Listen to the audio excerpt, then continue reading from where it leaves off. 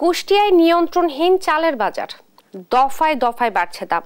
বিস্তারিত জানাতে যুক্ত হচ্ছেন সহকর্মী নাহিদ হাসান তিতাস। তিতাস, আমাদের জানাবেন যে কেন কমছে না চালের দাম এবং কি বলছেন ব্যবসায়ীরা?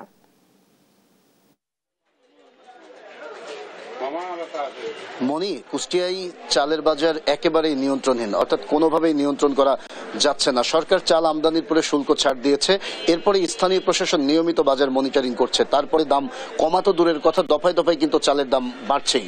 এ নিয়ে কিন্তু সাধারণ যারা ভোক্তারা রয়েছেন তারা কিন্তু এক প্রকার ক্ষোভ প্রকাশ করছে। আমি রয়েছি কুষ্টিয়ার সবচেয়ে বড় খুচরা বাজার পৌর বাজারে। এই বাজারের আজকের যদি আমি বাজার দর জানাই, যেমন কুষ্টিয়ার সরু মিনিকেট খ্যাত কুষ্টিয়ায় সরু মিনিকেট চাল বিক্রি হচ্ছে 78 টাকা কেজি দরে এবং কাজল লতা চাল বিক্রি হচ্ছে 74 টাকা কেজি দরে।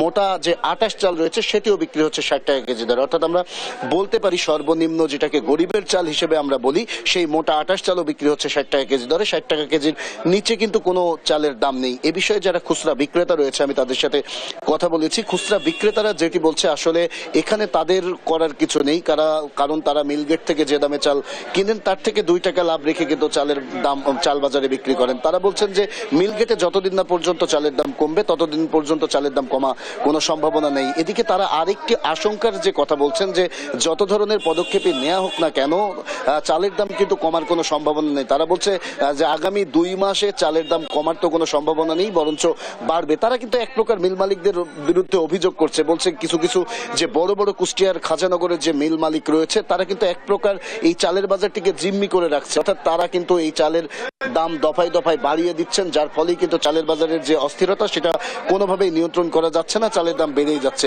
আর এদিকে দীর্ঘদিন ধরে চালের বাজারের যে অস্থিরতা চলছে, এই অস্থিরতায় কিন্তু যারা সাধারণ ভোক্তা রয়েছে তাদের কিন্তু এক প্রকার নাবিশ্বাস উঠেছে। তারা এক প্রকার ক্ষোভ প্রকাশ করেই বলছে যে কারণে অকারণে কিন্তু দফায় দফায় এই যে কুষ্টিয়ার বাজারগুলোতে চালের দাম বাড়ছে, এর পিছনে যে বড় বড় মিল মালিক রয়েছে তাদের কিন্তু একটি সিন্ডিকেট কাজ করছে।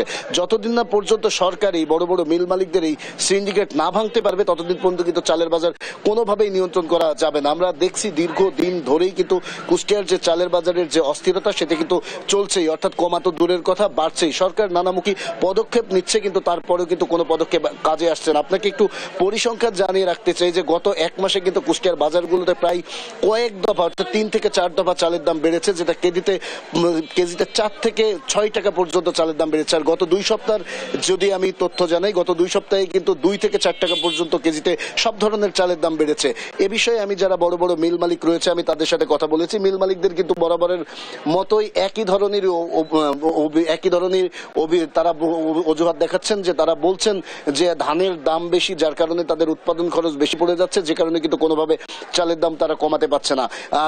সর্বশেষ আমি এতটুকুই বলতে পারি যে দীর্ঘদিন ধরে এই যে চালের বাজারের যে অস্থিরতা চলছে, সরকার নানামুখী পদক্ষেপ গ্রহণ করছে, তারপরেও কিন্তু কোনোভাবেই এই অস্থিরতা নিয়ন্ত্রণ করা যাচ্ছে না। এই ছিল কুষ্টিয়ার চালের বাজার থেকে আমার কাছে সর্বশেষ খবর। মনি, ধন্যবাদ আপনাকে।